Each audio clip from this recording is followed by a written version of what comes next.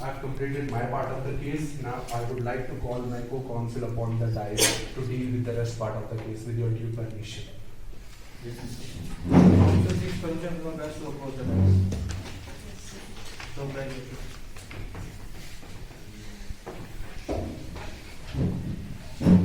Are you from the legal side? So from the applicant. The counsel seeks permission from the bench to address them collectively as your lordships. With due permission, I would like to proceed to the issue number 3. That is, whether or not the constitution and decision of the hospital administration is in accordance with the law. Your lordship, the constitution and decision of the hospital administration was not in accordance with the law, as there was no codified provision mentioned anywhere in the hospital manual regarding how to conduct disciplinary action or how to dispose of these matters. Therefore, the meeting held was completely arbitrary, and the decision given by the committee, which includes Mr. Yashraj Mishra, who was not even a doctor and not even a part of the hospital.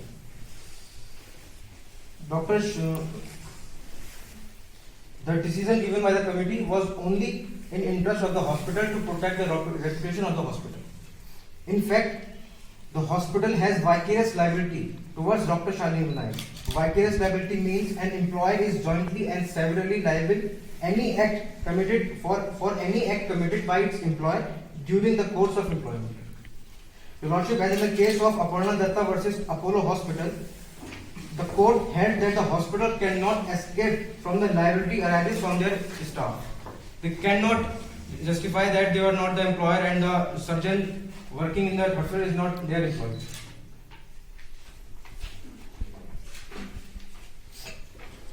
Your Lordship, with due permission, I would like to proceed with the issue number 4.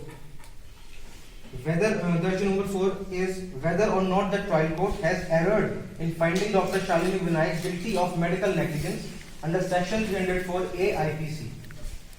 Your Lordship, yes, the trial court erred in convicting Dr. Shalini Vinayak under section 304A IPC, as the act of the appellant falls under the exception given under section 88 of IPC, which read as nothing which is not intended to cause death is an offence by reason of any harm which it may cause, or be intended by the doer to cause, or be known by the doer to be likely to cause, to any person for whose benefit it is done in good faith, and who has given a consent, whether expressed or implied, to suffer that harm or to take the risk of that harm. Your Lordship, in our case, the appellant has acted in good faith and performed the treatment for the benefit of Mrs. Rodigi, the deceased, with a consent not once but twice, which was corroborated by our caretaker patient. Your Lordship, in the case of Kurban Hussain Muhammad Ali Rangawala versus State of Maharashtra, the division bench of Supreme Court held that to impose criminal liability under section 304A IPC, death should have been the direct or proximate result of the rash or negligent act of the accused, without the interventions of another's negligence. It must be causa causens. It is not enough that it may have been the causa sine qua non.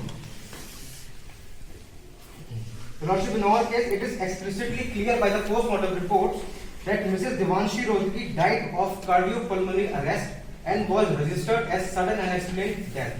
So there was no exclusive evidence of the act of the accused to be the proximate result of the death of the deceased. Further, in the case of Suresh Gupta versus Government of NCT of Delhi, it was first time held by the Supreme Court that doctor will only be liable under section 304A IPC in the cases of gross negligence. The same view has been confirmed in the case of Jacob Matthew versus State of Punjab by the division bench of the Supreme Court, stating that to establish the criminal liability on part of the medical practitioners, the standard of negligence to be proved must be high enough to constitute as gross negligence. It must possess the ingredient of mens rea based on the principle actus non facit reum nisi mens rea, which basically stand for an act doesn't make a person guilty unless there is a guilty mind. Your Lordship, in our case, Dr. Shalini Vinayak has no guilty intention as not acted grossly negligent. In fact, it was Mrs. Rodigi who has willfully skipped her medications and sometimes overdosing alcoholic syrups, even after the strict wording from the doctors and Further, in the case of Indian Medical Association versus GP Shanta, the Supreme Court established the concept of informed consent, which states that where a patient is informed of the risk involved in the treatment and gives her consent to the same, then the medical practitioner will not be liable for the consequences. Your Lordship, in our case, Mrs. Rodki was aware of all the risks involved in the treatment by Dr. Shalini and has given her consent for the same, not once but twice. It is further corroborated by a category. With your permission, Your Lordship, I would like to proceed with the case. Therefore, in the light of provision of the Constitution, statutes, legal precedents, and arguments advanced, it is most humbly pleaded before the Honorable High Court that this court adjudges and declare that the act of the appellant falls under Section 88 of IPC. Therefore, we plead acquittal of the appellant from the charges levied by the learned trial court and reinstatement of the license of the appellant suspended by the MCI, and compensation shall be rewarded for tarnishing the reputation of the appellant in the society, and pass any other order, discretion, direction, relief that this Honorable High Court deem fit in the best interest of justice, fairness, equity, and good conscience. Lastly, I would like to conclude my prayer with Fiat Justitia Roet Salus.